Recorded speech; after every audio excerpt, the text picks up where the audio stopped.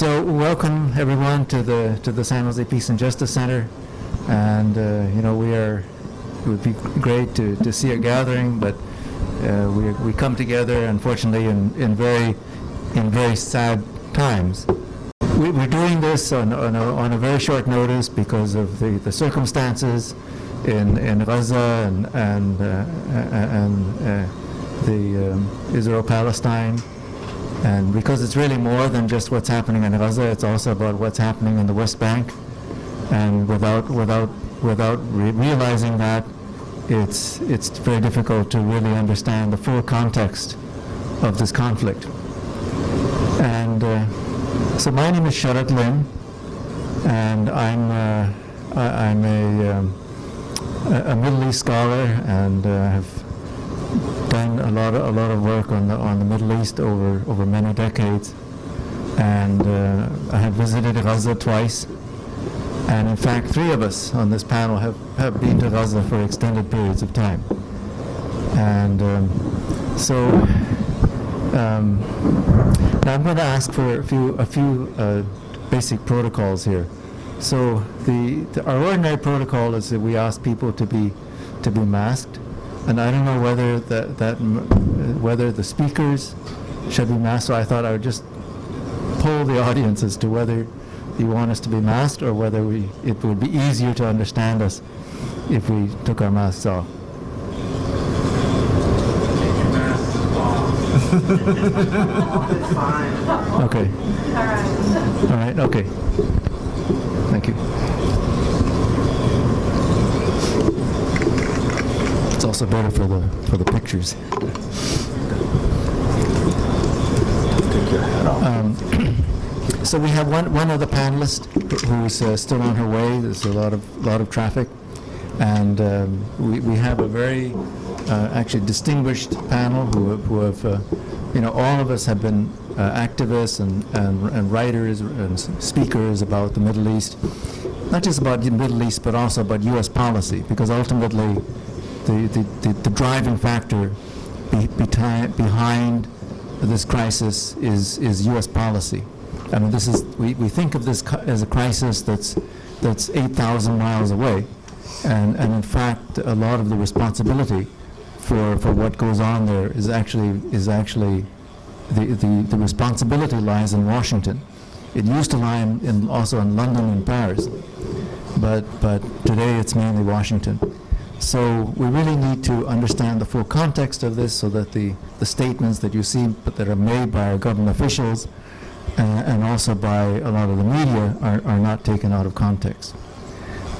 So with that, I want to, so while we're waiting for Wendy, I thought I could also just mention a couple of other events that are happening.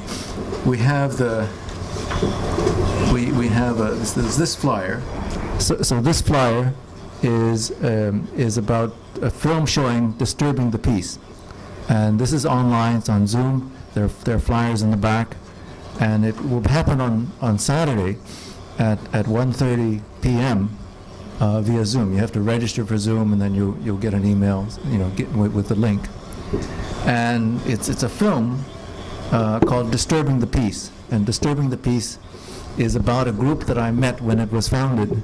I was in Palestine, Israel, in 2006, and I met this group. It had just formed, and the group is called Combatants for Peace.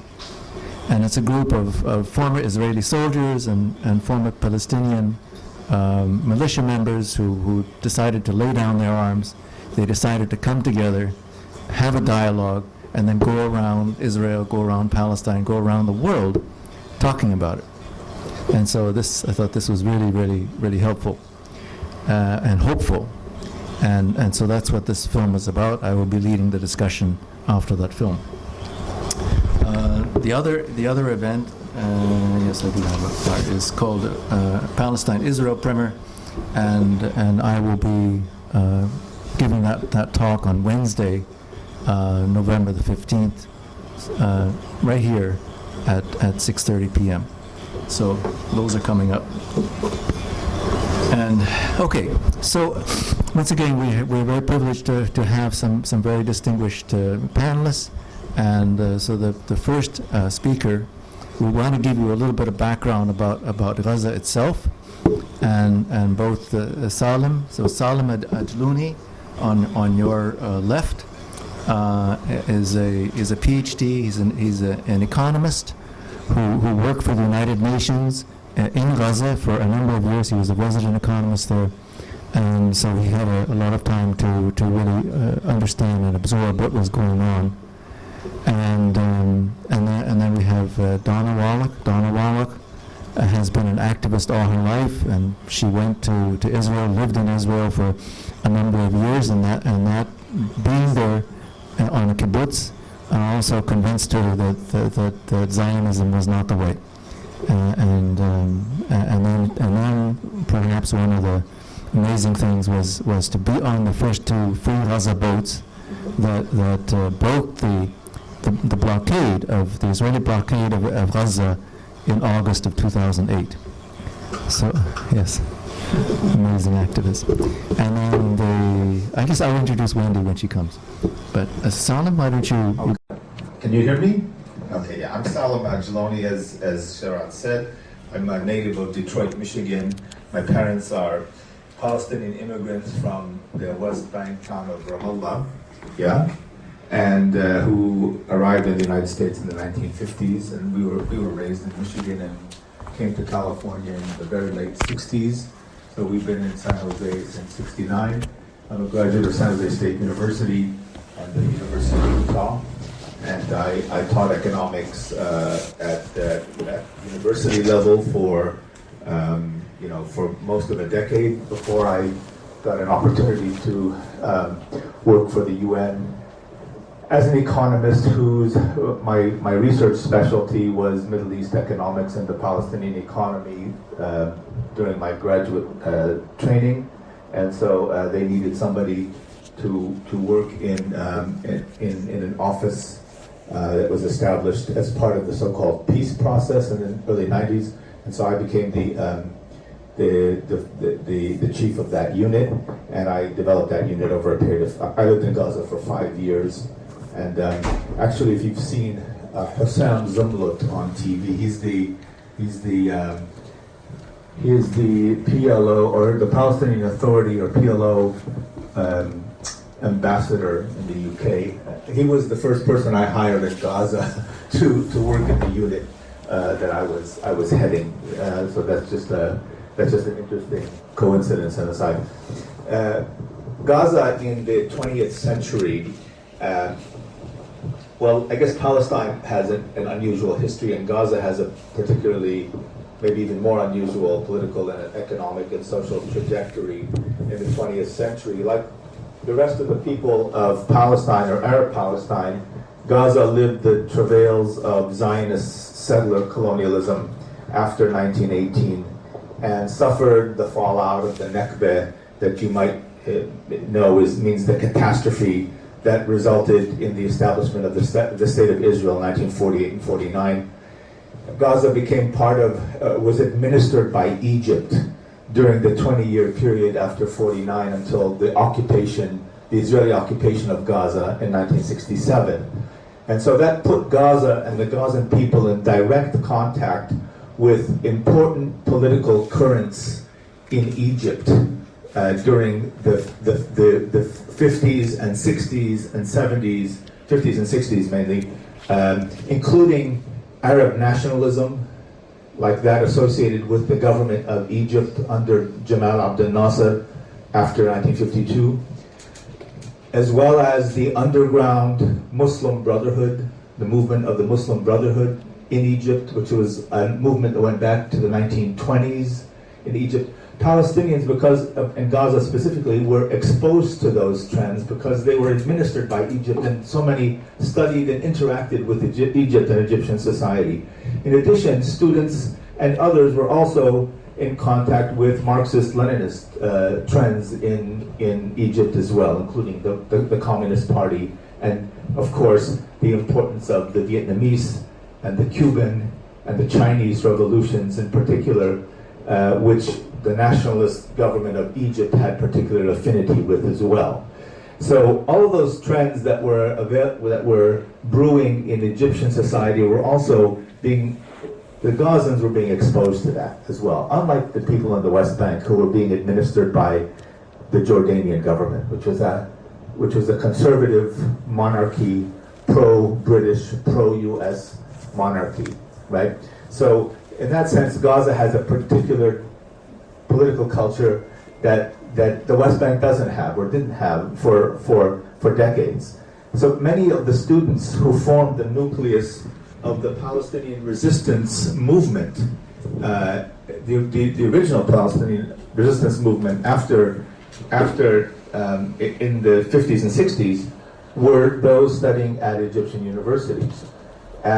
Likewise, Palestinian activists who adopted political Islam as a way of understanding the Palestinian reality were disproportionately from Gaza as well, and these had studied in Egypt or lived in Egypt or were influenced by Egypt. And as I said, there were also Marxist-Leninists and communist traditions or communists people in Gaza who were exposed to that and became enamored with that way of seeing the world as well. So by the time of the Israeli occupation, by the time of 1967, one of the leading, shall we say, Palestinian resistance organizations was the Fatah organization that came to be led by Yasser Arafat, who again was somebody from Gaza, somebody who studied at Egyptian university, somebody who was influenced by the trends in Arab nationalism, and he became the leader of the main Palestinian resistance organization that eventually came together in the PLO after 1965. And some of the other top leadership also in the Fatah movement were also Gaza, either refugees or most of these were refugee Gazans. Most of the people in Gaza after 1967 were refugees, so about 2/3 versus around 1/3 of native Gazans. So after the Israeli occupation, the Israeli authorities opened the borders of the occupied territories to Israel. So it became very easy for people in Gaza and the West Bank to work in Israel. In fact, Israeli businesses encouraged that and started to hire from the West Bank and Gaza, and to trade with Gaza and the Gaza and West Bank became an important market for Israeli manufacturers and Israeli agricultural commodities. Actually, very important until the 1990s. Those were important markets for the West Bank and Gaza. But Gaza became more tightly tied to the Israeli economy, partly because most of its population is propertyless refugees, and all they have to sell is their labor power. And so what you found in the 70s and 80s was much larger portions of the Gaza working population working in Israel than as compared to the West Bank. And actually unemployment rates in Gaza that were less than those in the West Bank. If you go back to the 1980s, to the Israeli data in the 1980s, you find unemployment rates in Gaza were below those of the West Bank. And that's because so many were working in Israel. Even very recently, around October 7th, when the most recent hostilities broke out, there were 6,000 or 7,000 Gazans in Israel working at the time who were cut off from getting back to Gaza.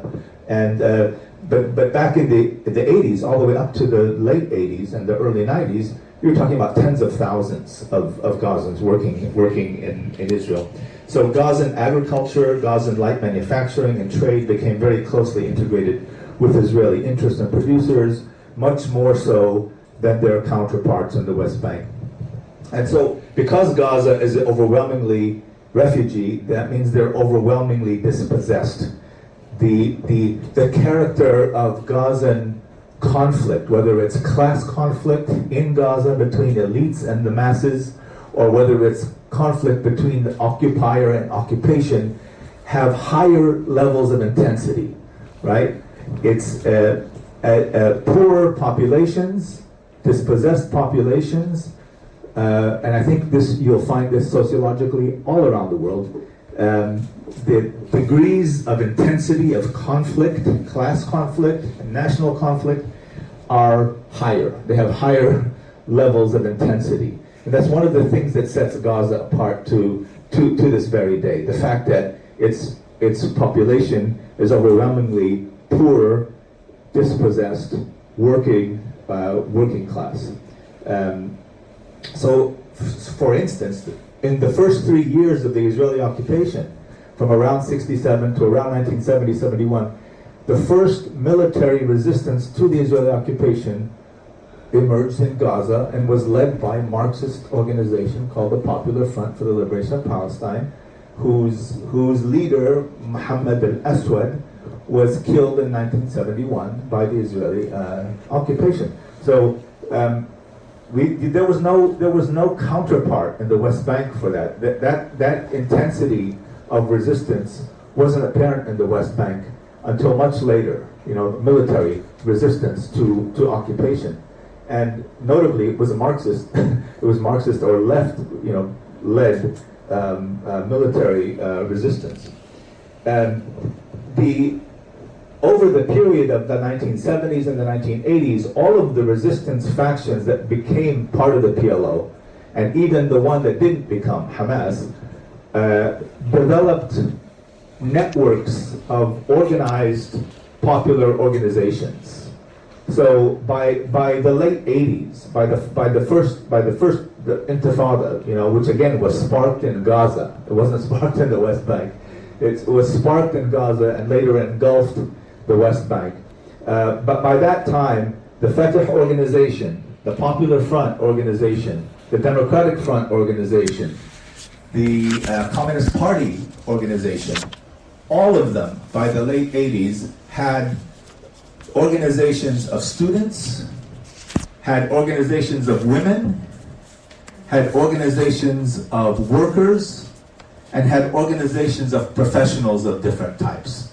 So there were organizations that were allied to each of those factions in each of those sectors that I mentioned before the outbreak of the Intifada in 88. And in Gaza, they were particularly audacious, bold, and repressed too. I visited Palestine for the first time in the mid-80s, in 85 and 86 and 87, and going to Gaza was always, from the point of view of coming from the West Bank, kind of an adventure, but also kind of a more dangerous thing, because everybody knew that the levels of tension in the air were always greater in Gaza. So when we went to Gaza, for instance, we were a busload of students coming from the West Bank with Palestinian students and foreigners. The army asked us to leave Gaza, right? This was before the Intifada. There was no military activity or anything like that. But they asked us to leave because of they didn't want us to contribute to any sort of hostility or conflict. That never happened in the West Bank. But in Gaza, you always felt that there was this tension there. And so both the level of resistance and the level of repression in Gaza have always been greater. In the Intifada, it became even greater. And the Intifada from 86 to 91, 92 resulted in increasing the Israeli occupation because of the costs, the political costs and the military costs of this uprising, this mass uprising, unarmed mass uprising, by the way, carried on by these popular organizations of these different factions for 4 years, became a real economic burden on the Israelis. One of the ways they tried to counter this movement was to isolate Gaza from the West Bank and impose movement restrictions on workers coming into Israel from both sides and on people generally entering Israel from the West Bank and the Gaza Strip. And since that time, Gaza has been, since the 91 basically, the levels of isolation on Gaza have only increased exponentially, as it has in the West Bank, but in Gaza much more. So by the time I got there in the mid-90s, for instance, 96, there was already a separation fence that was built that never existed before between Gaza and the Israeli territory. It was already constructed. Large parts of it were already constructed by 1996. We were having our cars as UN employees searched at the Erez crossing. They were searching UN vehicles in the 90s, right? And this was before the emergence of an armed resistance. Although Hamas did emerge in '87 as a militant and militarized organization with the First Intifada, and increasingly became clandestine. They had a clandestine military wing, as the other factions did eventually. But Hamas developed this in Gaza with the isolation of Gaza from the 1990s, and the Oslo process what the Israelis wanted from the Oslo peace process was to do two things mainly: to release them of their burden, the costs and the political costs of policing the Palestinians. That was one thing. So they needed a subcontractor, and this is what they eventually found in the Palestinian Authority. Palestinian Authority's first task was to build a police force that could police its own people. And secondly, what they wanted from the peace process was an end to the conflict without an end to the occupation. If you don't understand that basic relationship, that basic line coming out of the Israelis, then you don't understand anything of the so-called peace process or the Oslo process. They want to end the conflict, but not end the occupation. Because ending the occupation means ending their control over land and water resources in the West Bank, and that's part and parcel of a settler colonial policy and project that Israel is. So what we have today, or what developed out of that peace process, was a system of a corrupt local Fatah-dominated bureaucracy in the West Bank and Gaza, one that became so corrupt that when they finally had an election, a general election in 2006, the Fatah group lost the election in the West Bank and Gaza to Hamas. In other words, Hamas, because it never joined the PLO, because it never gave up its idea of resisting the occupation, right? And because it was a relatively clean organization, it had a whole series of charitable organizations that it had developed in the 1970s before there was a Hamas, that were relatively clean and relatively, honest. Because of that reputation, they were elected. They won the election in 2000. The only Palestinian election that took place in the occupied territories was won by the Hamas. In the same way that in Egypt in 2009, the only 11, the only free election in Egyptian history was won by the Muslim Brotherhood in Egypt, right? And the Islamic Jihad of Egypt, which together won 75% of the parliament seats in Egypt in 2010. So the Muslim faction, or the political Islamist faction, both in Egypt and in Palestine, is now quite prominent, and there's other reasons for that, but Hamas won the election. The Palestinian Authority and the Israeli Authority and the US government attempted to overturn those elections. And in the West Bank, they were successful. They prevented Hamas from taking their seats and power in the West Bank. But in Gaza, the attempted coup was overturned by Hamas military wing. Right? They had a military security apparatus that was able to overcome the attempted coup, which by the way, the CIA and the Jordanian secret service and the Israelis and the Americans were all in on. Right? They all attempted to overthrow the elections, and so Hamas has been in power since 2006. Okay, so I'm going to stop there because my friend there.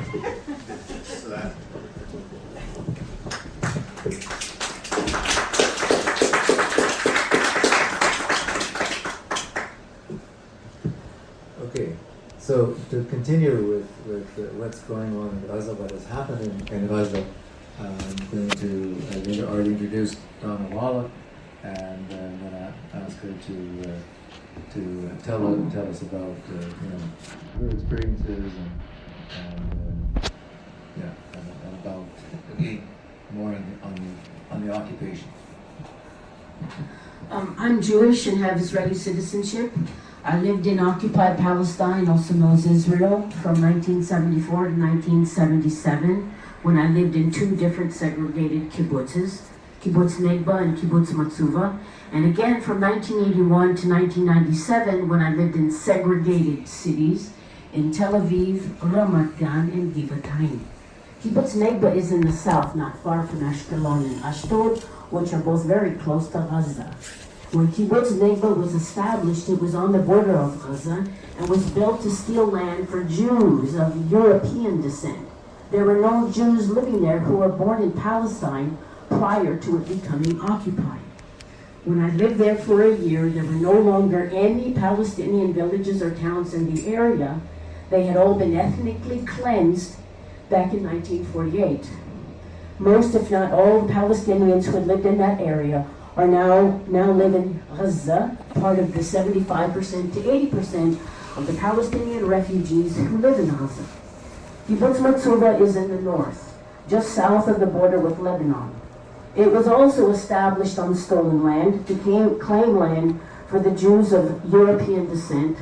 Also on Kibbutz Matsuva, there were no Jews living there who had been born in Palestine before it was occupied. All cities, towns, development towns, kibbutzes and moshavs in Israel are segregated. Most are Jewish only, Palestinian only, Druze only, or Bedouin only. The very few that are mixed, the different populations, do not live together. Settler, colonial, war criminal, apartheid terrorist Israel practices its apartheid policies within its borders and outside its borders. Although the brunt of its apartheid policies fall on Palestinians, Jewish Israelis, especially Ethiopian Jews and foreign workers feel these policies also. For example, the Ethiopian Jews were treated with lots of racism and discrimination while I lived there. They just weren't accepted into the society. Many of the Ethiopian Jews donated blood because there was always campaigns for people to donate blood. They found out that their blood was thrown out because Israel was so racist that they thought there was likelihood that the Ethiopian blood was contaminated with HIV. That totally disgusted me, since I knew that anyone having sex could get HIV. In the late 1940s and early 1950s, when the settler colonial apartheid state was desperately trying to increase its Jewish population, it coerced Jews from Arab countries to move to Israel, and these Jewish Arabs were settled in what Israel calls development towns. These towns were built on the stolen land of the Palestinians who were expelled by force or murdered in cold blood. There was no opportunity for good-paying jobs, just factory work. The schools were underfunded. The development towns were built to populate the area with Jews from Arab countries, also known as Arab Jews. Arab Jews were humiliated for the way they spoke Hebrew, with a true Arabic accent. European Jews speak with an Ashkenazi accent, and since the great majority of the Zionists were European, that was the acceptable way to speak. There was also lots of racist jokes about Arab Jews. In the mid or late 1980s, I heard about Palestinian students who were studying at Tel Aviv University. They had rented an apartment in Ramat Gan, which was a much closer drive to the university than from their Palestinian village where they came from. Zionist Israeli Jews in the area found out that Palestinian students were renting the apartment. They set the apartment on fire to make sure that there would be no Palestinians living in their neighborhood. I had a Palestinian friend, Umar, who was from the same village as the Palestinian students. She lived in her village with her parents. She was studying to be a teacher, but she had wanted to study international relations. However, for Israeli university, there is a quota system for the number of Palestinian students allowed to study in the universities. In addition, the Palestinian students are limited to which subjects they can major in. They can study to be teachers, doctors, nurses, pharmacists, but not international relations. Palestinians with Israeli citizenship do not have freedom of movement. They are frequently stopped by Israeli soldiers, which are all over the place, as they walk down the street, sit in outdoor cafes, ride on the buses. The internal Israeli airlines, Arkia, refuses to allow them to fly because they are considered security risks. Although they can fly out of and into Ben Gurion Airport, they have to endure hours of interrogation by the Israeli airport security. As I started understanding Hebrew, I was shocked at the racist comments I heard Israelis say. They would look at me in my eyes and say, the only good Arab is a dead Arab, meaning the Palestinians. They wouldn't even call Palestinians Palestinians. On the news, they would show Israelis on the street chanting death to the Arabs, again meaning Palestinians, and this was totally acceptable behavior. Most Israelis, maybe all Israelis I knew, had never ever in their entire life spoken with any Palestinians, even though they could have easily gone to Jerusalem, Haifa, Akka, the Galilee, Tiberias, Nazareth, and other areas to meet and talk with Palestinians. Most Israelis are terrified of Palestinians and believe what the Israeli government tells them, that the Palestinians and all Arabs want to kill them and push them into the sea. One time a Jewish man went into a Palestinian village. He was really, really depressed, and he was yelling out at the top of his lungs, I'm Jewish, I'm Jewish, I'm Jewish, thinking that someone was going to kill him. And the Palestinians felt so bad for him, they called the Red Cross, the Israeli Red Cross. One time I drove with one friend to Jerusalem. We went in her car. When we came back to her car, she asked me if I had a mirror. She was terrified that a Palestinian had put a bomb under her car, and she wanted to check the underside of her car. And in the 1990s, I was active with a group of Jewish Israelis who went to Yafia, a Palestinian town next to Nazareth, for the opportunity for Jewish Israelis and Palestinians with Israeli citizenship to meet and talk with each other. One weekend, the Palestinians invited the Jews to spend the night in their homes. I invited my woman friend to go. Although she accepted, later she told me that she was terrified the entire time she was there and couldn't sleep. I was noticing where I saw Palestinians and where I didn't see Palestinians. I saw Palestinians sweeping the streets, working as dishwashers in the restaurants, doing the hard manual labor that nobody wants to do. I did not see them working in high-paying jobs in banks and in businesses. For all the religious holidays, Jewish, Christian, and Muslim, the settler colonial apartheid terrorist Zionist state always punished the Palestinians living in the West Bank, East Jerusalem, and Gaza, oftentimes putting everyone under curfew, especially for Jewish holy days. For Muslim and Christian holy days, the soldiers would go in and harass the Palestinians, making them do ridiculous things, sometimes dangerous things, just to punish them for being Palestinian, and so they couldn't fully enjoy their holiday. I started meeting Palestinians in Palestinian villages and cities inside the 1948 borders and in the West Bank and in Gaza. There was a big difference in the Palestinian villages and towns and cities from the Jewish Israeli ones. You could tell that there was city planning in the Jewish cities, but not much in the Palestinian ones. Also, talking to Palestinians inside the 1948 borders, I found out that they did not have endless supply of electricity and water. Palestinians do not hate Jews. I was always warmly welcomed, even though I was an American Jew with Israeli citizenship and had more rights than they did. Palestinians are kind, loving, generous people, and they teach their children to be kind, loving, and generous, even to Jewish Israelis with American citizenship. In 1997, I was with a mixed group of Israelis and Palestinians in a solidarity meeting in the West Bank. One of the Israelis said to one of the Palestinians that she didn't understand why Palestinians would work to help build the illegal settlements being built then in the West Bank. When she asked that question, it became very clear to me that for Palestinians, it is all Palestine. The West Bank, Gaza, Jerusalem, inside the 48, it's all Palestine.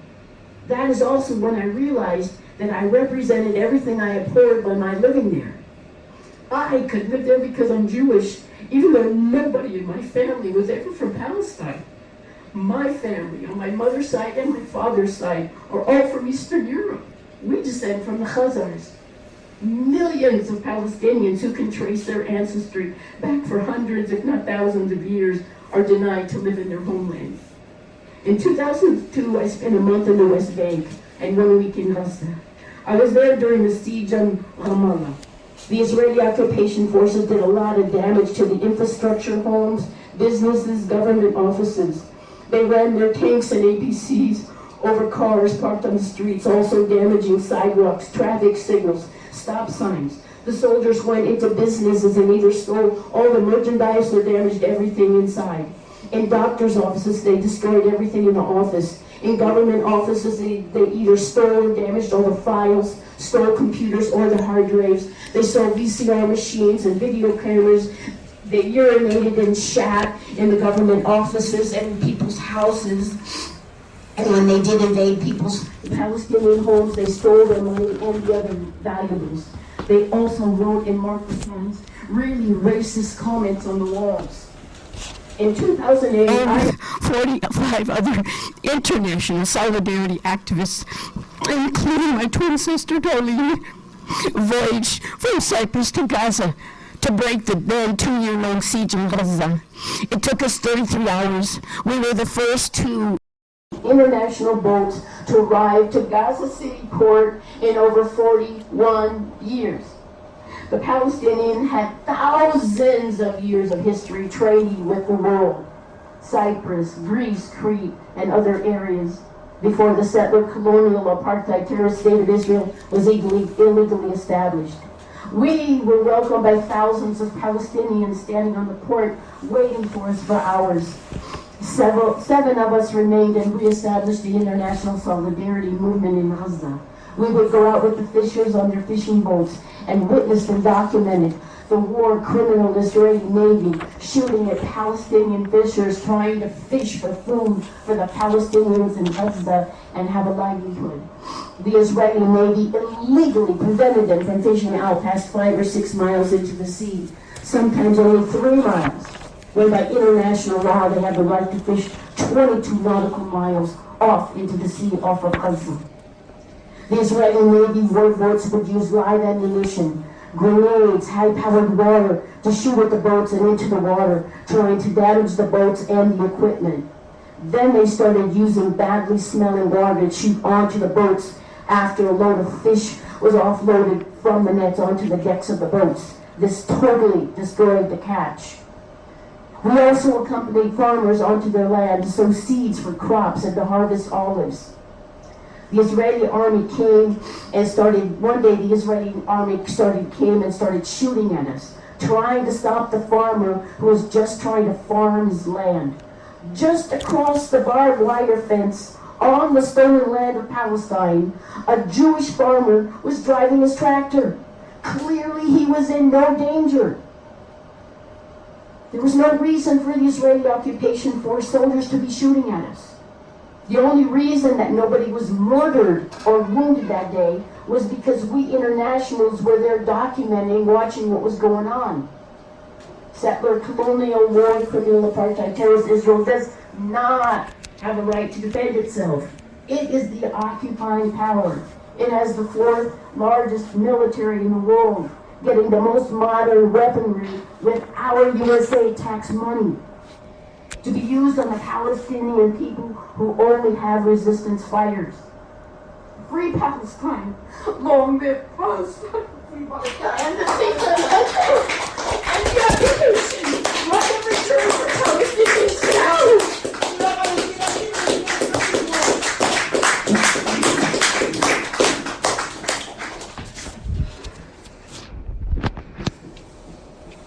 Thank you so much, Donna. And I know that those experiences are very touching. Every time I go to Palestine, I'm always intimidated by all these walls, these checkpoints, these soldiers who are who have arbitrary authority to do just about anything they want because they don't have very specific instructions. Anyway, next I'm going to have Wendy Greenfield. So Wendy Greenfield has been an activist all her life, and she started working, I think, with the United Farm Workers, with Cesar Chavez, Dolores Huerta, and now we know the story about Larry Itliong also. And and Wendy has been a champion of against Zionism, particularly among the people in the Jewish community, and she has brought together a group of Jews and supporters into Jewish Voice for Peace, the South Bay chapter, and done really some heroic work in terms of standing up for Palestinian rights, for humanity for the Palestinians, and she will tell us hopefully about some of the things that have been going on by the Zionist forces, the Zionist lobby in this country to transform the way that unfortunately in a very bad way, to transform the way that we look at protest and people taking different kinds of political positions. And it's very important to understand this, to see what's happening. It's affecting Palestinian activists right here in San Jose, as well as across the country. Wendy? Okay. Okay. Sounds, you can hear me, right? Great. Well, I have the distinction of being the only member of this panel who has never been to Israel, Palestine. So I have learned a lot from listening to others and reading, working together with others, and feel very committed that this is an important issue for all of us to work on, all of us as U.S. citizens who are sending our tax dollars to make all of these abominations happen. And really, without U.S. support, they would not happen. They just would not happen. And I was in, and you were in, a sit-in today, earlier today, at Ro Khanna's office. And yeah, because he likes to come off as very progressive, and he just is not on this issue at all. Many issues he's not. On many issues, okay.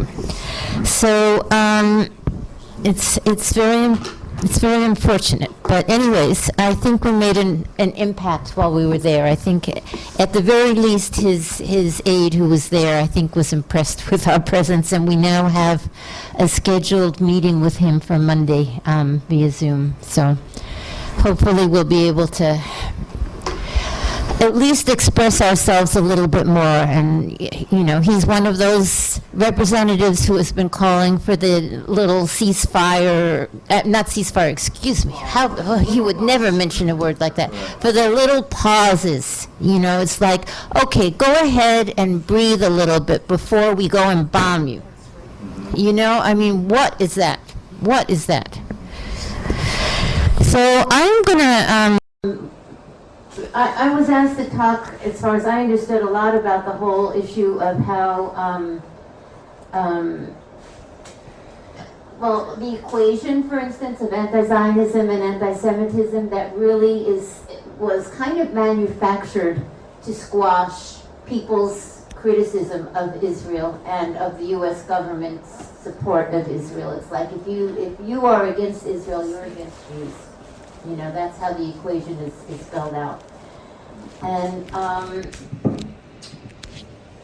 so, the good thing I did hear now is that more Jews are moving towards the idea of at least conditioning aid to Israel, we've had several different bills in Congress in the last few years that said no U.S. money can be used for detention of Palestinian children or expansionism, for demolition of homes, that kind of thing.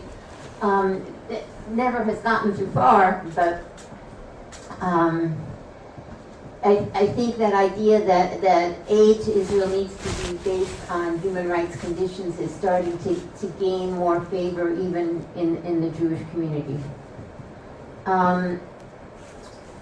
And so I want to start with that whole question of the equation of anti-Zionism and is that anti-Semitism. And I first started talking about this about 3 years ago when I was asked, I was honored to share a panel with Professor Hakan Besian on that same subject, and it was during a time that there were, a bunch, Trump was still president, there were a bunch of anti-Semitic attacks happening and all of that, and there was this whole thing, if you speak against Israel, you're against Jews, you're as bad as those guys, and whatever.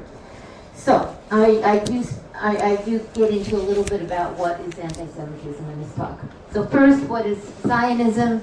It's commonly understood as a political ideology that says Jews need a country of their own, and that the land where Palestinians have lived for centuries actually belongs to Jews. Saying that Jews at one time were the original people who lived there. That's what the Zionist ideology would tell you. And it's a political movement that was initiated in the late 19th century with the idea of actualizing some kind of peoplehood in a physical nation that led to the creation of Israel in 1948. And it's still something that I think a lot of Jews relate to on some level, but I think there's a lot more criticism and questioning of it now than there was a while back. And it was based on the belief that European anti-Semitism was unstoppable, that Jews needed their own country to be safe, and there was that famous line, a land without a people for a people without a land. You guys didn't exist. Sorry. And the failure to acknowledge and respect the existence and rights of the Palestinian people is at the core of why Zionist settlers used force then and continue to use force now in present-day Palestine.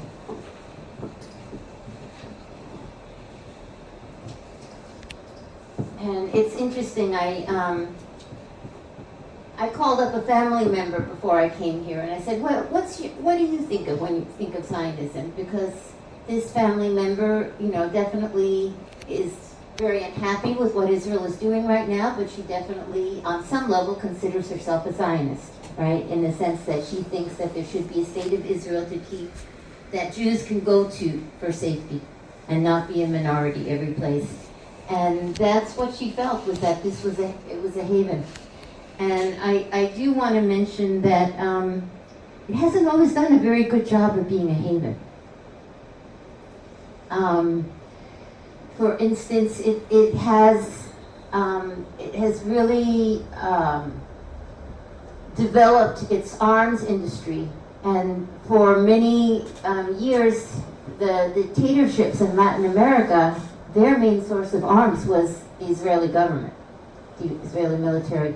And I will say that was particularly striking to me when, for a number of years, I headed nationally the Campaign for Argentine Human Rights of New Jewish Agenda.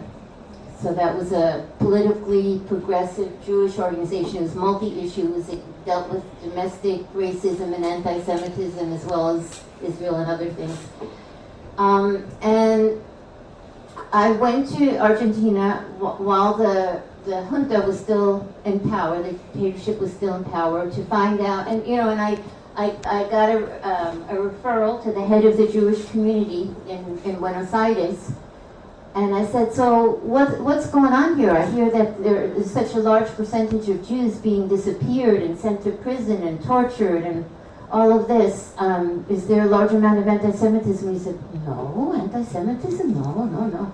Even though it was like 10 times the amount of their percent of the population were being disappeared and so on. In Argentina, they get tortured to death. They were being dropped from helicopters with cement, alive, right? It was just a horrendous. I mean, I had meetings with, like, house meetings with Jewish parents of disappeared young people, and it was just heartrending. And they said that they would go to the head of the Jewish community in it's like a JCRC over here. It's very kind of bureaucratic. And ask for help, and they would just shine them on. No problem. It's not because of them being Jewish. They must have been leftists, and in some cases, yeah, they were leftists too, you know. And they were involved in professions like being involved in education. That is pretty subversive, right there, you know. And so there were a lot of that, or doctors, that kind of thing. There was a higher percentage of those professions that were disappeared. And you know, I'm sure that there were about, the estimate is around 30,000 people that were disappeared by the military in Argentina. And so I was hearing from all of these different, I went to see the Madres de Plaza de Mayo and the Abuelas de Plaza de Mayo, all of these organizations, and they were saying, yes, this is occurring, you know, and some of the prisoners would be tortured under portraits of Adolf Hitler, right? So it was very definitely there, but the person at the Jewish Community Center, they were saying, no, there's no problem about it, although they did desecrate a cemetery once, right before I'd gotten there, but also that there were some anti-Israel slogans and graffiti and stuff, and they didn't like that. So it didn't seem to bother them as much that there were all these Jewish disappeared people.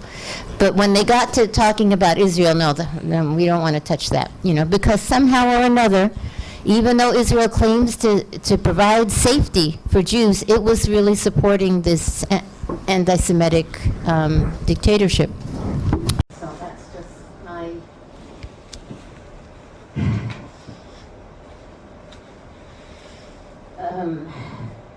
experience with that. Anyways,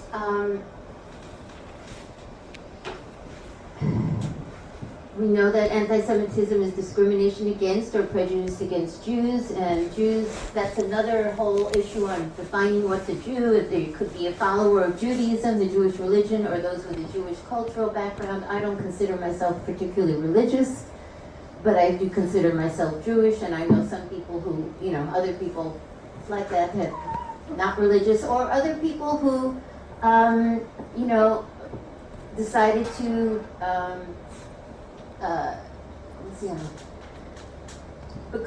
become Jews, become part of the Jewish religion, adherents of that, but would not be part of, say, an ethnic group. You know, their parents weren't Jewish and stuff. And so it's kind of a hard one. You know, it's both something of a cultural and ethnicity, but it's also a religion, and there's Jews in you know, continents around the world. So it's a hard one to really define well. In Europe, it was very specific, and there I can say that, you know, in feudal times, most people were either landowners or they were serfs. And Jews were not part of that system. They were prohibited from owning land, and they were generally not serfs. And so they became craftsmen, merchants, or money lenders. Yes. And so people started with the whole trope about the rich, greedy Jews, because Christians were not allowed to lend money. And Jews were used as scapegoats in Europe. So when the peasants would rise up against the upper classes, they were told, it's not us, it's those Jews, right? They're the ones who are taking your money and causing all the oppression and so on. So they're the victims of violent pogroms. And at various times in the Middle Ages, Jews were expelled from England, France, Germany, Portugal, Provence, the Papal States, and Spain. So there was definitely this feeling that, you know, we don't really have a place to be. So, and so I see the sign saying I should talk 5 times 5 minutes. So that's 25 minutes. Okay, very good. And then there's that related stereotype about the blood libel, the idea that Jews use the blood of Christian babies in their ceremonies. And modern day anti-Semitic organizations make these vague references to child sacrifice rings and trafficking rings and all of that, and that's where that comes from, basically. And there's the classic anti-Semitic writing, The Protocols of the Elders of Zion, which was a fabricated account published in Russia in 1905, that purported to be the minutes of secret meetings where Jews conspired against the state with plans for Jews to rule the world by manipulating the economy, controlling the media, and fostering religious conflicts. And it has been distributed in various places. And in fact, when I was in Argentina, saw it being sold on the street where newspapers were being sold. And so organizations like QAnon, for instance, really engage in those kinds of tropes. And then there were a lot of Jews involved in the labor movement and in Bolshevism and all of that. So then there was the whole other trope of Judeo-Bolshevism. So they were either rich, greedy capitalists, or they were the Jewish communists, one or the other. And so I guess, I'm bringing it up because there is a long history of anti-Semitism, and when you do criticize Israel, it's good to have an awareness of what those tropes are and not say, oh yeah, it's because the Jews are all rich and they're controlling the whole thing. It's more complicated than that, and people can get offended and feel that it's anti-Semitic when they hear that it's all because of the rich Jews. So one wants to be conscious of that. There are many reasons that our country supports Israel. And a lot of it, yes, there are organizations that are Zionists that give political contributions. There are also, the Christian right that does the same thing, and it has the theory that if they need to get all Jews over to Israel so that, everybody who is not Christian then dies, basically. There's some kind of the Christians all go, the Christians all rise to heaven and the others forget it. So even with the Balfour Declaration of 1917, Balfour was an anti-Semite, and Herzl negotiated with him, and there was this whole thing let's get rid of these awful Jews from Europe. So it was very much an anti-Semitic kind of push there. And the whole thing around World War, but most Jews around the world for most of these years did not support the creation of a state of Israel and were not Zionists. I think that changed around World War II because they felt that there really was a need to have a safe place for it, and so many countries had refused to take Jews when they needed a place to go to, including the United States of America.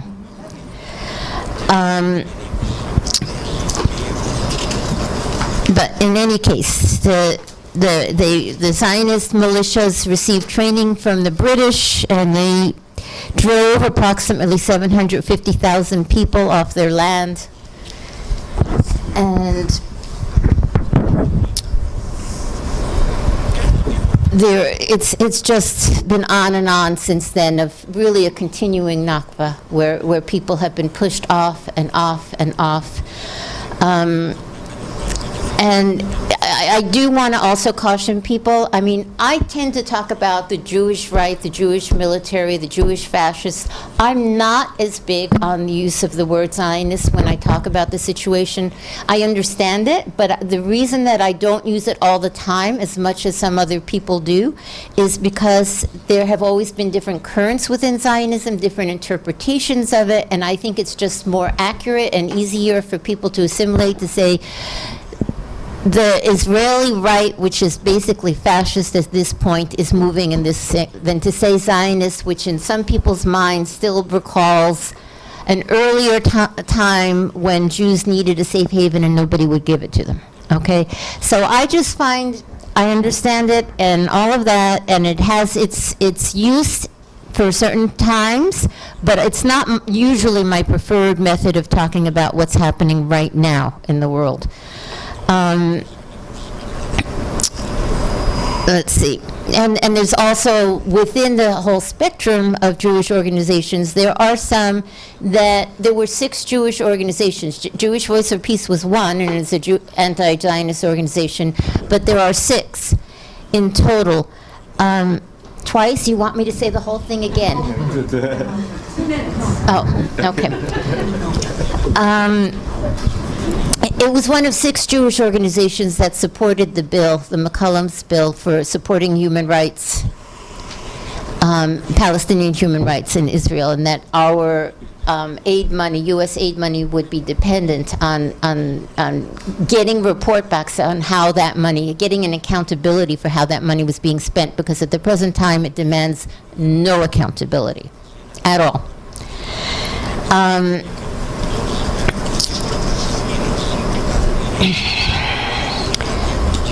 So I think when you hear something like the World Zionist Organization, that is definitely going to be an expansionist organization. You know, if you have an organization that has it in its name, it's for an expansionist policy, basically, that it wants more and more land for Israel.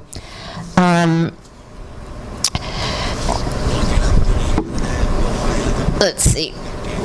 I do want to mention, before I finish, how the whole idea that if you're against Israel, you are anti-Semitic, how that has really been used in a very cynical way to squash criticism of Israel and its policies. And probably the best example of that is the IRA definition, the International Holocaust Remembrance Alliance, is IRA. And it has a working definition of anti-Semitism with 11 examples of what constitutes anti-Semitism. And of those 11 examples, 7 have to do with ways people criticize Israel. Okay, and so it is something to be very conscious of, because many countries in Europe, the U.S., 30 U.S. states have adopted the IRA definition of anti-Semitism, and we are worried that it can be used, you know, or will be used against, to squash strong criticism of Israel, basically. So, and they're going even to like school boards and everything. So it's something at every level of government to be very, very conscious of. If you look... 30 seconds. Okay. Yeah, to me too. This is to Arabs. Scary, yeah. To both Arabs and Jews, so she's equal opportunity. Okay, so I think that is a really, just something to really keep in mind. There is rising anti-Semitism and rising anti-Islamophobia right now. It's bringing out the extremes in a lot of places, a lot of people. We need to be, you know, really making sure that we are working together, that we work in solidarity, and that we work against all of the kind of bias against different religious groups, racial groups, ethnic, whatever, but that we keep together in this. And I'm not stopping. Okay. So again, I did go through some of the different stereotypes, the tropes about Jews, and just to be a little bit cautious about how you do it, but to keep it to the criticism to what Israel is doing, I think, is the most important thing, and to build solidarity among many groups on that. And, you know, I mean, they use it with everybody. I was in Sacramento trying to deal with the anti-BDS law that was being passed, and we went to, I believe it was Evan Lowe's office, came out, and his chief of staff, who we had just met with, came out and saw a bunch of us. It was basically, we were there with Jewish Voice for Peace from around the state. He came out, saw us, and said, "Bunch of anti-Semites." So, you know, being Jewish doesn't save you from being called an anti-Semite? Because they're ignorant, that's why. Excuse me? Ignorant. They use that Yeah. very often. Yeah. No, it's Saying, we're the same fruit from Yeah. the tree. We are cussing.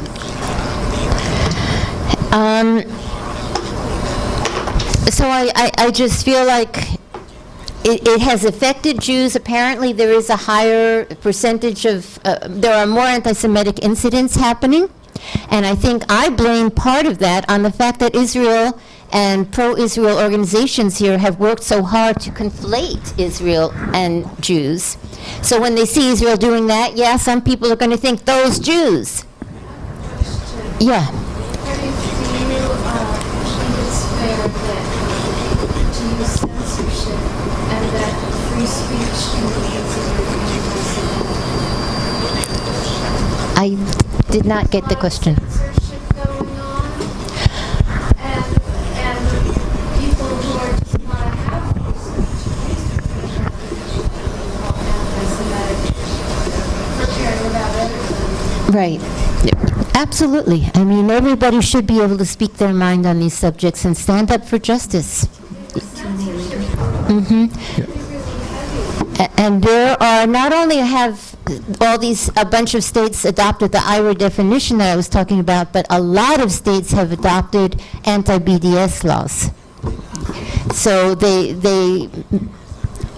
say that in order to get a contract with the government, a newspaper or any kind of entity, was the word, person, organization, business, whatever, to have a contract with the government, you have to sign a statement saying that you are not anti-Semitic, you have to prove this, you have to prove that. I mean, there's been all kinds of repression in that sense.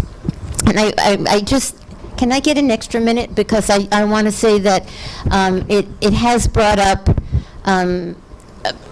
incidents against Muslims and Palestinians in our community, not only around the country, and I know in Europe there are pro-Palestinian demonstrations are being banned in a number of countries, but right here in the area, we have in San Jose, we have the case of Omar Ramaha.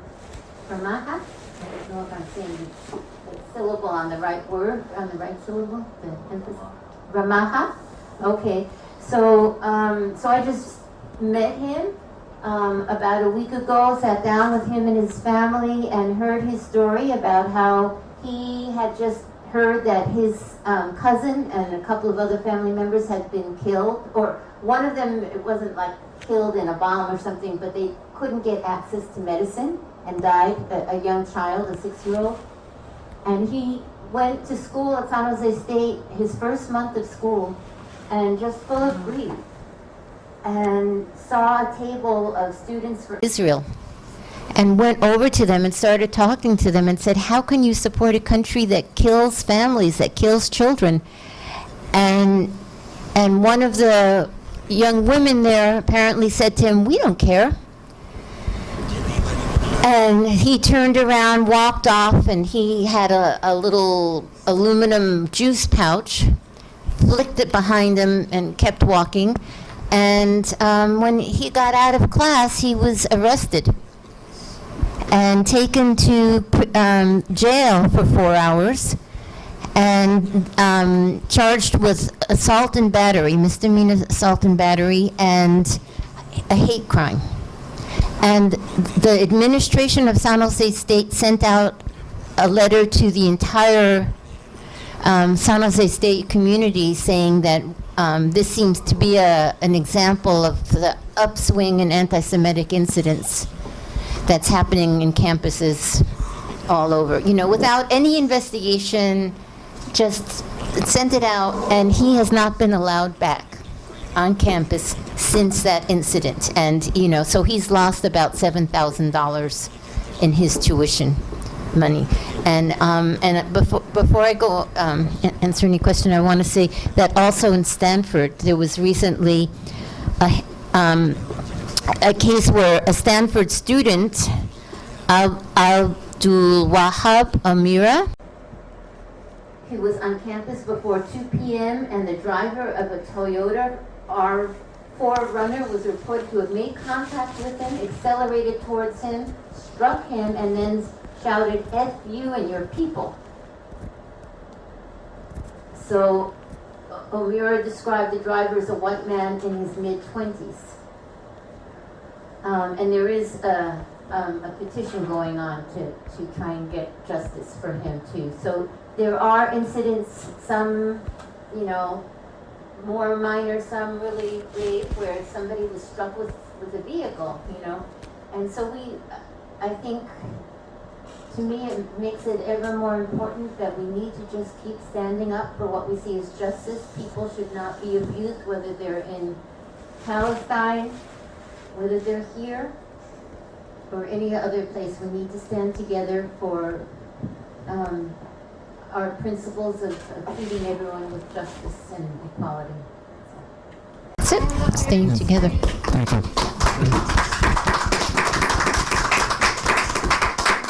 Can't we do question and answer yeah. after Sharat speaks? Yeah, thank you. So the Q&A will be afterwards when we finish speaking. Okay, you'll have your chance. Will be here. Everybody will be here. All the panelists will be here. Yes. Whoever has a Tesla, your lights are on. There's a car with lights on. In the back? In the back. What color? White car. Tesla. No one has to. Lights are on. Okay. So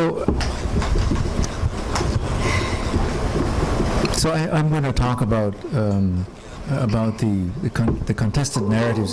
So there are a lot of things that you've heard from our elected officials, government officials. You've heard it from the news media, and there are certain things that are stated over and over again, and a lot of them are stated without substantiation, without specific evidence.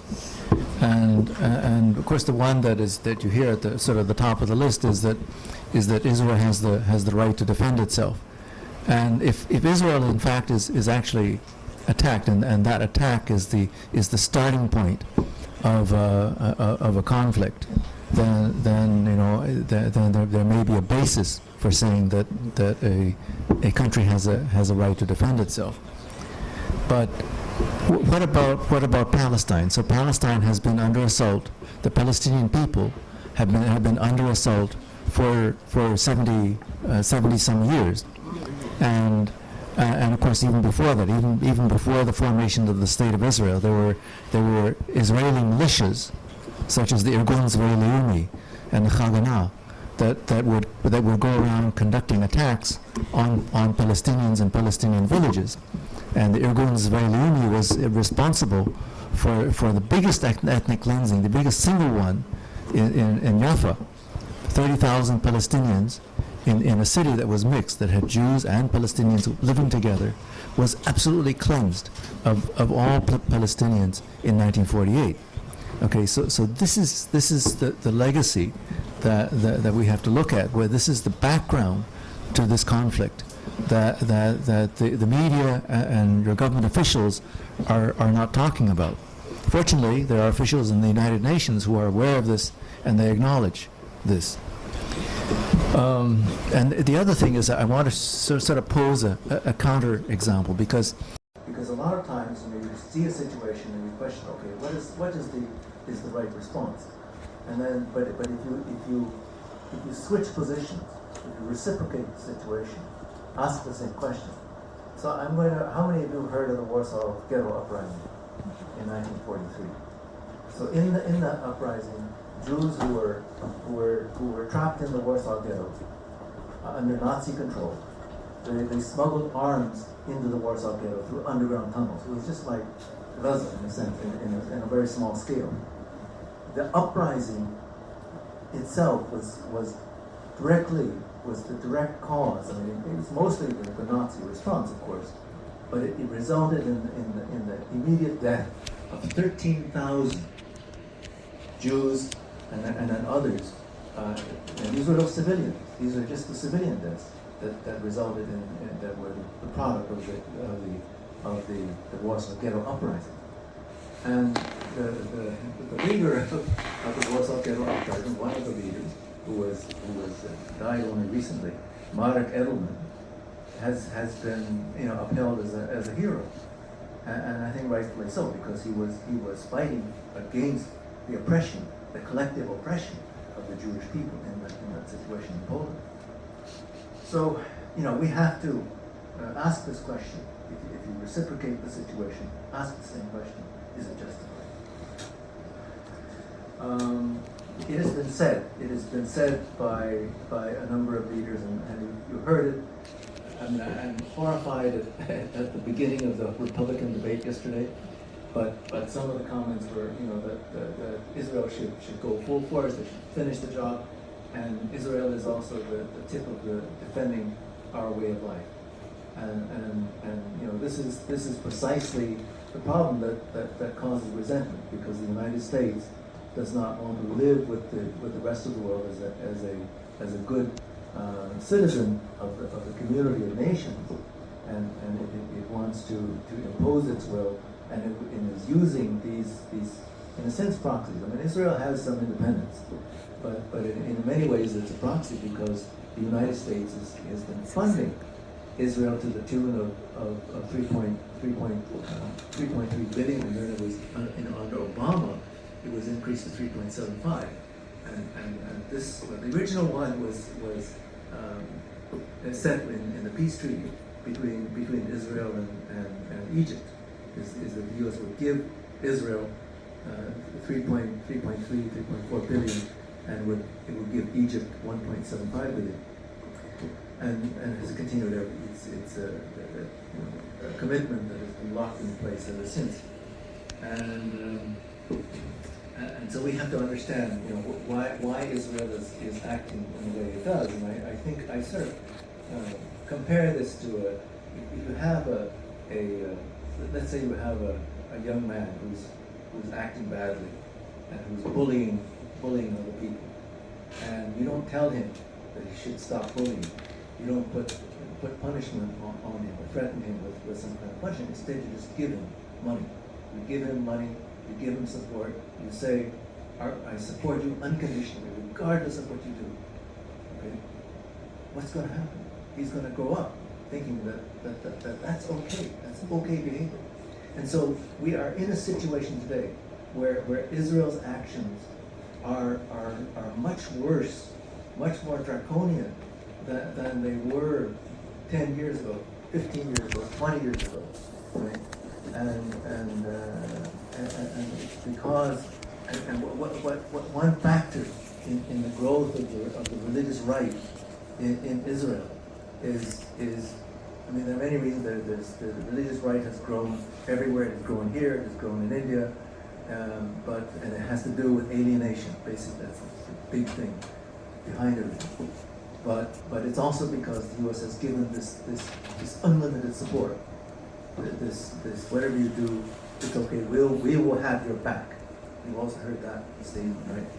And so we are responsible for raising this bad boy. Now, some things that I don't know whether you were able to catch the implications of, when Israel tells Gazans who are living in the north to move to the south, and then it bombs the south. Right. In recent days, there have been more deaths, Palestinian deaths in Gaza in the south than there have been in the north. And when I say north, I'm talking about like the three northern sectors of Gaza, including Deir al-Balah and Gaza City and Beit Hanun. And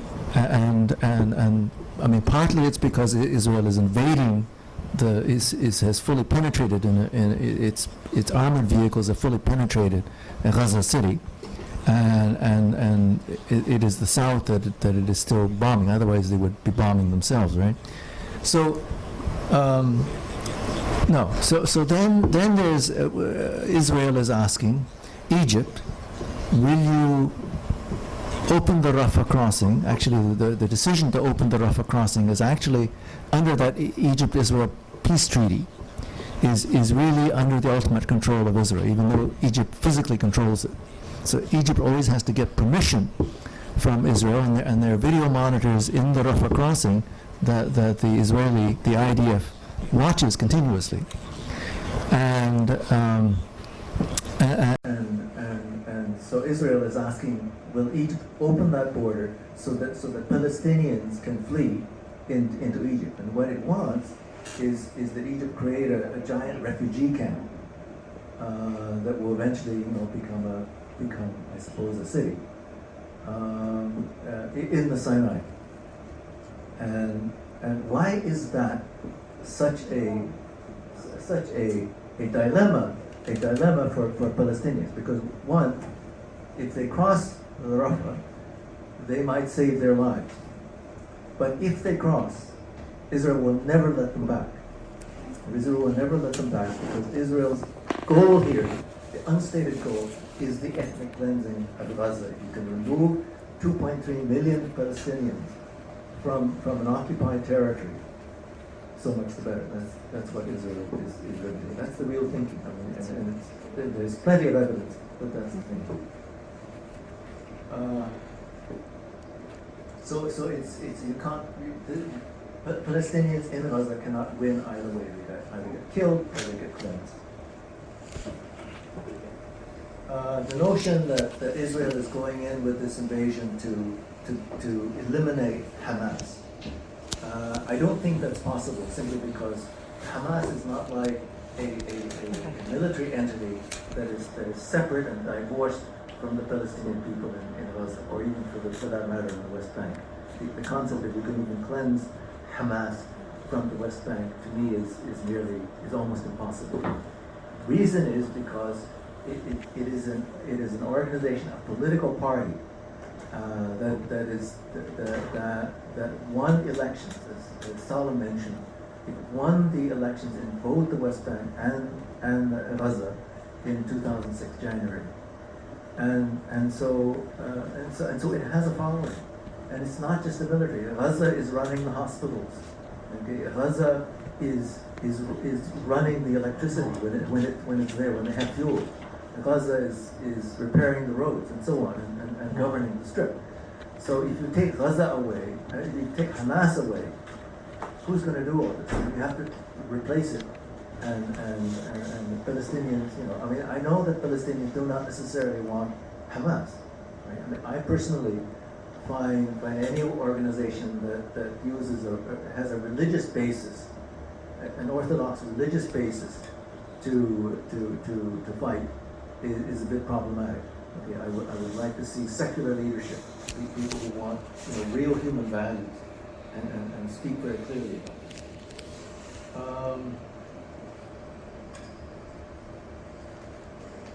The notion that Hamas, and of course there are various characterizations of Hamas that have been out there, but this notion that Hamas is dedicated to the obliteration, the elimination of Israel, is something that actually came from one translation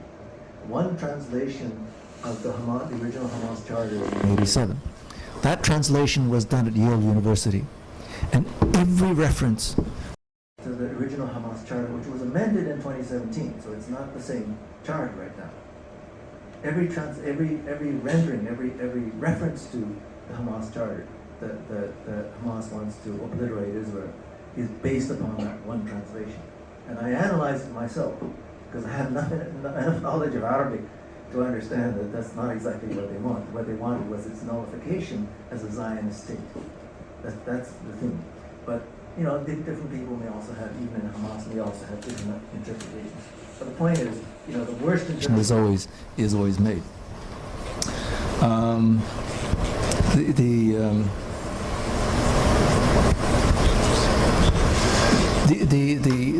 The Western leaders, particularly the United States, always, when they step back from the need to talk about the humanitarian crisis, the dire situation in Gaza, will always sort of as an afterthought say, but the United States still stands for a two-state solution. Well, if the United States stands for a two-state solution, what has it been doing all these years, right? When the Oslo process started, 1993, there was a concept of a two-state solution. But everything that has happened in that process from 1993 onwards has worked to make that two-state solution farther and farther from possible reality, with the encroachment of settlements, with the subdivision. I'm talking about drawing lines in the West Bank, drawing lines in Gaza, dividing things up. Dividing things up doesn't bring us any closer to that two-state solution. So there's a certain sort of what I think of as an unreality that U.S. officials and Western European officials, in varying degrees, are not square with reality. Okay, understanding Israel's intent, and the word genocide has been used quite a bit particularly in the third world, even in the United Nations. The chair of the ICC and the Secretary General have talked about a genocidal situation. So genocide, let's remind ourselves what genocide is. It's not simply a mass killing. Okay, so genocide it can be an ethnic cleansing, but it has to be an ethnic cleansing or a killing or the elimination of an identity by intent. So in other words, there's an intent to erase a people, erase a culture, erase a language. That's what's important. So it's important to understand Israel's intent. So the idea has been it says that it is targeting Hamas in Gaza, and that it does not deliberately target civilians. It claims that the high civilian death toll in Gaza is simply because Hamas is using civilians as quote-unquote human shields. Okay, we've heard that a million times.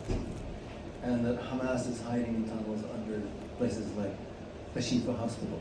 Okay, so I have been watching hours and hours of footage about a Shifa hospital, about the Indonesian hospital, about the Al-Quds hospital, and there are people on the ground who say there's no evidence, there's not a shred of evidence that there are Hamas military people in the vicinity of the hospitals, any of these hospitals. Okay, so these are excuses for bombing very close to the perimeter. I mean, in fact, these hospitals have actually suffered damage. There are 200 Palestinian health care workers have been killed in Gaza since October 7th. 200 in a month. Okay, and these healthcare workers, when they're outside, have very clear markings. That they have a cross to say that they are healthcare workers. 50 ambulances have been destroyed or damaged. Okay, in Gaza alone since October 7th. Rooftop solar panels have been targeted, destroyed on top of a Shifa hospital and on residential rooftops. What is the purpose of that? You cut the fuel so that there's no electricity, and then you destroy the solar panels, which are the only source of electricity that a few people have, and the hospital has, other than its diesel generators. I mean, this is punishment in no uncertain terms. It's no uncertain terms. You understand the intent from this is to harass, to destroy, to make life absolutely miserable, unlivable to the point where people are forced to leave. Okay. Water tanks have been destroyed, rooftop water tanks, and then there was a big reservoir in Gaza City that was blown up by an Israeli bomb, and that water all came out. And water is a huge problem in Gaza because there's no good water source. The groundwater it has saline intrusion. It's very salty. There are some plants that they're very small that desalinate. It's not enough for us. So water quality has been, for a long time, has been one of the big problems in Gaza. And now, we're hearing that about 20%, almost 20% of all housing, for 2.3 million people, 20% of all housing has been destroyed. So I want to draw a comparison to the Ukraine war. When you look at what Russia did in various Ukrainian cities, okay, you saw damaged buildings, you saw a few buildings that collapsed, but you did not see the leveling of entire neighborhoods. So what Israel is doing to Gaza is an order of magnitude greater than what Russia did and is doing in Ukraine. And it's also the other way around, right? What Ukraine is doing in the Russian territories like Donetsk and Luhansk. But my point is that we have to put everything in perspective. And so these are, if we say that Russia committed war crimes, we have to say that Israel committed war crimes in these actions. And they indicate an intent. Okay, the kinds of bombs that are used. So the one kind of bomb that is used is white phosphorus. What does white phosphorus do? The only reason for using white phosphorus is not the damage that it does to buildings, not the damage that it does to infrastructure. It is that it touches a human being, it burns through your skin to the bone. It doesn't heal. Okay, it's an anti-personnel weapon. The other one, it hasn't been used, to my knowledge, I haven't heard about it being used here, but Israel used it in the 2006-2007 war against South Lebanon, and that was cluster bombs. And we were responsible for that, the United States, I mean, because the United States had this stockpile of cluster munitions that were left over from the Vietnam War. And the general said, what do we do with this stuff?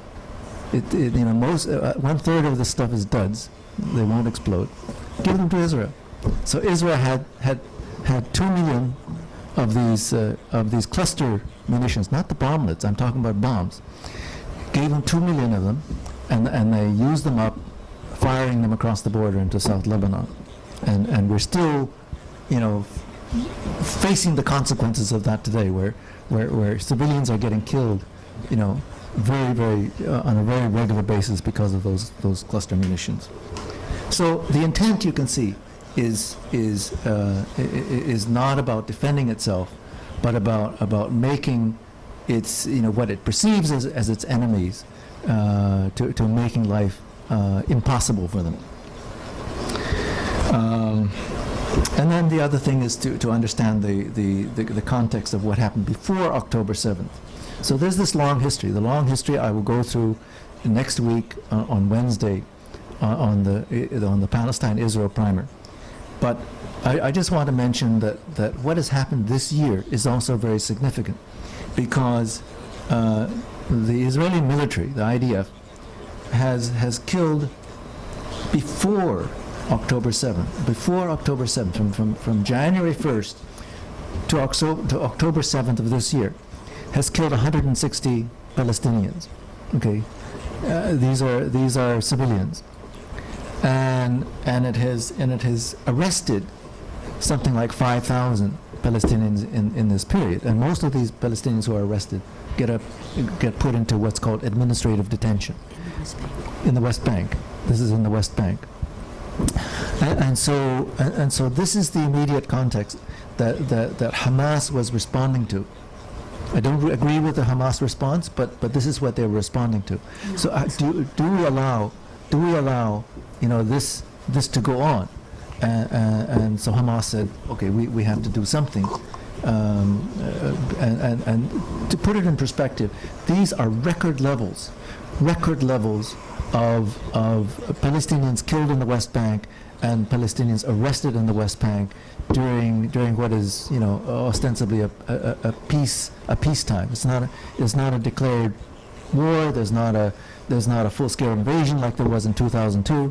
2002, Israel went into the West Bank in full force, And it hasn't been that. It's been a lower level conflict. But the point is, they have made it extremely miserable for Palestinians, and on top of that, the settler attacks. This government, this right-wing government, has given full encouragement to the Israeli settlers to conduct violence. It's not just to build houses or start outposts that eventually become settlements, but to attack Palestinians.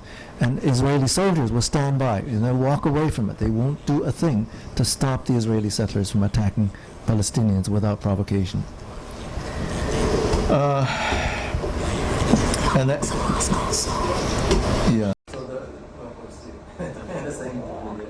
So I can't cover everything, but that is of course the holiest site to both Jews and Muslims, and nearby of course there are the holy sites of Christianity. But after October 7th, we have to realize that there has been a marked acceleration of Israeli violence in the West Bank. So it's like, what is happening in Gaza is the Israelis using it as a cover, as a cover for what it's doing in the West Bank and accelerate. So we're talking about in just a little over a month, killing 180 Palestinians. These are just the ones we know about. In 1 month, and arresting 2,300 Palestinians in 1 month, okay, of whom 700 are placed into administrative detention. What that means is that there are no charges. They don't even have charges, and they can be held in administrative detention for 6 months, and then that administrative detention can be renewed for another 6 months, and it can be done indefinitely. So that's what it is. And then I want to point out, I probably don't have any time left, but let me just touch on it, is that this conflict is a very asymmetrical conflict, right? And this asymmetry leads to some very common misconceptions. So one is, of course, calling it a war. It's not a war between two equal sides, but it's a conflict between an occupying power and people who are occupied. And then there's the narrative of Israel as a state, and a state has certain recognized status internationally. It's a member of the United Nations, and whereas Hamas and Hezbollah are organizations, and many European powers in the U.S. specifically call them terrorist organizations. They apply this label terrorist. Okay. And but I could argue that Israel, based upon what it is doing, is terrorizing the Palestinians without provocation. Okay, but Israel is a state, so you can't call a state a terrorist state, right? I mean, I think we can, but that's the aspects of the use of language here. And also, so countries have armed forces, they have police, they have military, but organizations don't have militaries. They have militias, they have guerrilla fighters, and they have terrorists. Okay, so this is how the language of asymmetry is used against Palestinians. Countries arrest prisoners. Okay? Organizations kidnap hostages.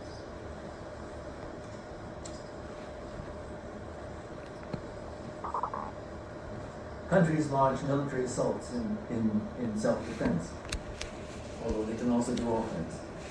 Organizations launch terrorist attacks without reason. But as you see, there are precedents. There are reasons why Palestinians are acting. It is an asymmetrical conflict. Israel has total knowledge of the electronic communications in the Gaza Strip because the telecom network that serves Gaza is actually based in Israel. Israel knows everything, and so it is impossible. I insist that it's absolutely impossible that Israel did not know about Hamas's preparations for October 7th. And they actually wanted it to happen. That's my belief, that they actually wanted it to happen, because then it would have the pretext to attack in full force and would have the support of the Western powers. Israel, when you look at who gets killed on either side, we see that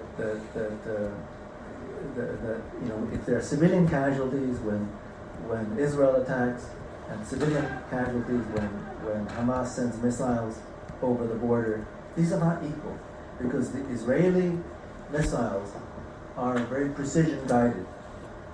Okay, Israel doesn't have any dumb bombs.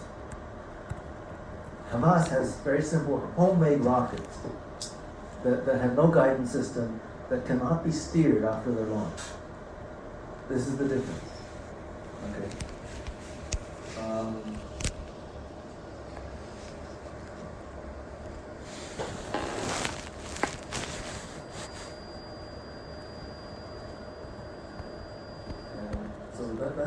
That's about it for what I have to say about putting this conflict into context. But not just the historical context, but the immediate context of what has been happening immediately before October 7th. And we need to keep that in mind. And if we do, the policies that the United States and some of the Western powers are putting forth make absolutely no sense. And this is why and also why we are responsible. Why we are responsible for this, because of this 100% backing, this unconditional backing for Israel. It's a problem in our own backyard. Thank you.